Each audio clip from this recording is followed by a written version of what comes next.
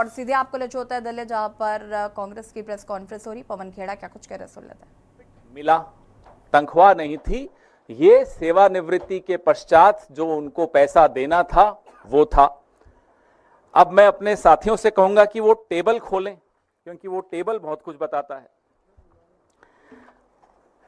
इसको थोड़ा आपको दिख रहा है ये टेबल अच्छी तरह? नहीं, यहां से पीछे दिख ही रहा। तो आप देखेंगे कि माधवी बुच जी आईसीआई से रिटायर हुई और उस वक्त उनको कुछ ग्रेच्युटी मिली। टेबल में आप देखिए 71,90,000 2013-14 में उनको ग्रेच्युटी मिली। उसके आगे लिखा हुआ है अलाउंस ग्रेच्युटी फंड। 2014-15 में 5,36,08,825 रुपए, ये हम मान लेते हैं 1 मिनट के लिए कि ये रिटायरमेंट कम्यूटेड जो पेंशन है ये उनको मिल गई। चलिए मान लिया। उसके बाद मुझे एक बात बताइए कि किसी भी व्यक्ति को रिटायरमेंट के पश्चात हर साल पेंशन का अमाउंट बदलता रहता है क्या? बीच में बंद हो जाता है क्या और फिर से शुरू हो जाता है क्या? कभी हुआ ऐसा? मैं बताता हूं कैसे हुआ। यहां अगर 2014-15 में सब सेटलमेंट हो गई आईसीआईसीआई की और माधवी बुच जी की, और 2015-16 में उस टेबल में आप देखिए कि उनको वहां से कुछ नहीं मिला, नो सैलरी लिखा हुआ है, तो फिर 2016-17 में फिर से क्यों मिलनी शुरू हो गई? ये ऐसी कौन सी पेंशन है? सेटलमेंट हो गया, 5 करोड़ के लगभग आपने दे दिया, ग्रेच्युटी आपने दे दी, फिर आपने देना बंद कर दिया, लेकिन 16-17 में फिर से शुरू कर दिया। ये बड़ी चमत्कारिक पेंशन है, फिर से मिल गई।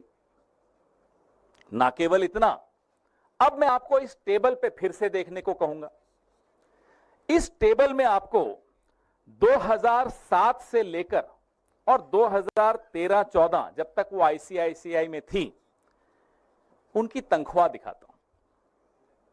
एवरेज अगर आप इसकी निकालेंगे, if you take out the average salary, annual salary of Madhavi P. Buch ji when she was in the ICICI between 2007-8 and 2013-14, the average comes out to be 130 lakhs, 1 crore 30 lakhs, 1 crore 30 lakh. और pension का average कितना है साल का? 2 करोड़ 77 लाख। कौन सी ऐसी नौकरी है जहां पेंशन तनख्वाह से ज्यादा है, डबल से ज्यादा? ये तो हमें मालूम ही नहीं था। ये तो कल आईसीआईसीआई के जवाब जब आए तो रिसर्च की। पेंशन से ज्यादा तनख्वाह होती है, हमने बचपन से सुना था। तनख्वाह से ज्यादा पेंशन न्यू इंडिया में आने लग गई। कुछ लोगों को मिलती है, उसके लिए आपको मोहरा बनना पड़ता है, उसके लिए आपको प्यादा बनना पड़ता है। हम इस बात का जवाब, आईसीआईसीआई से हमें कोई गुरेज नहीं है, वो दे दें, हमें कोई दिक्कत नहीं। उम्मीद है कि माधवी पी बुच जी ये टेबल देखेंगी और जवाब देंगी कि ये 16-17 को फिर से पेंशन क्यों मिलनी शुरू हो गई, तथाकथित pension, the so called pension. वैसे मैं आपको बता दूं, ये वही साल है जब वो सेबी में होल टाइम मेंबर बन गई। तो जब सेबी में होल टाइम मेंबर बन गई तो फिर से तथाकथित पेंशन मिलनी शुरू हो गई। और पेंशन कितनी?